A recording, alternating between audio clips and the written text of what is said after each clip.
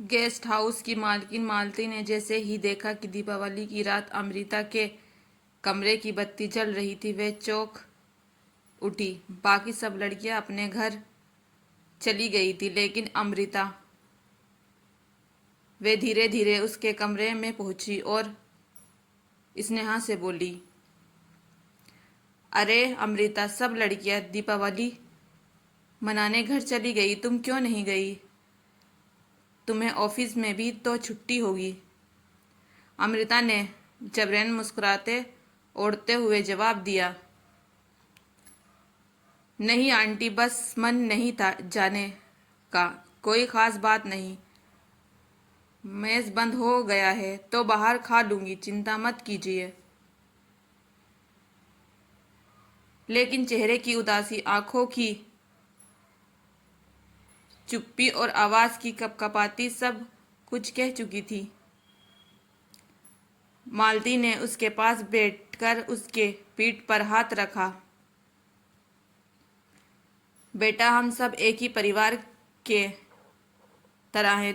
तुम्हारे बिना घर ये खाली खाली लगता है तो मैं अपने लिए खाना बनाऊंगी ही, तुम्हारे लिए भी बना दूंगी। चलो साथ खाएंगे। लेकिन अगर तुम्हारा मन में कोई दर्द है तो मुझे मत छुपाओ माँ, समझो, मुझे शायद तुम्हारी कुछ मदद कर सकूं। उसे एक छूना से जो ममता थी वह बरसों की जमी पड़ी थी तो वह टूट गई। अमृता की आंखें नम हो गई, गले में कुछ अटका हुआ सा महसूस कर उसने कहा, मेरी माँ मुझे जन्म देते ही चल बसी थी। मौसी ने पाल कर मुझे अपना नहीं माना। हर बात पर सुनना पड़ता कि मैं अब शगुनी हूँ, जैसे माँ ही छीन ली। पापा मेन रहे, उन्होंने मुझे हॉस्टल में डाल दिया, शायद ताकि मैं मौसी के तानों से दूर रहूं। अब नौकरी है लेकिन घर नाम की कोई जगह नहीं जहां लौट सकूं। मालती ने उसे गले लगाते हुए बस इतना कहा, अब यह घर तुम्हारा है और तुम मेरी माँ। अमृता सिसकती हुई सोचने लगी, कभी कोई अनजान इतना अपना भी हो सकता है। कुछ महीने पहले ही वह शाम याद आ गई जब वह पहली बार दिल्ली आई थी। अजनबी शहर, अजनबी शहर, अजनबी चेहरे और उसकी अजनबी में एक आत्मिक आवाज ने कहा था, बेटा तुम बीमार लग रही हो, पास ही मेरा घर है, चलो तुम्हारी पसंद का खाना बना कर खिलाती हूँ।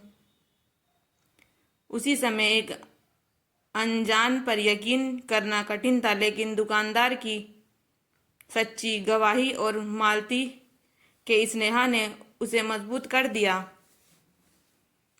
उसी दिन की मुलाकात जैसे दोनों के जीवन में एक नई शुरुआत बन गई। अमृता ने ही सुझाव दिया था कि क्यों ना ऊपर की मंजिल को लड़कियों के लिए खोल जाए, और देखते ही देखते वह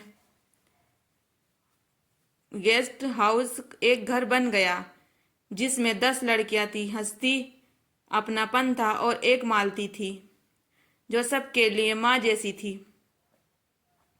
मालती का स्नेहा का बांटता नहीं था, हर लड़की की तबीयत पसंद तकलीफी का उन्हें ख्याल रहता, और अमृता को उन्होंने हमेशा एक अलग स्नेहा से देखा। एक बार फिर दीपावली की रात जब सभी लड़कियां अपने घरों में थी, अमृता और मालती एक दूसरे का सहारा बनी थी। अगले दिन अमृता के पापा मिलने आए। हमेशा की तरह कमरे में ना आकर उसे नीचे बुलाया, लेकिन अमृता जब रूम के पास पहुंची तो अंदर से आती आवाज ने उसके कदम रोक दिए।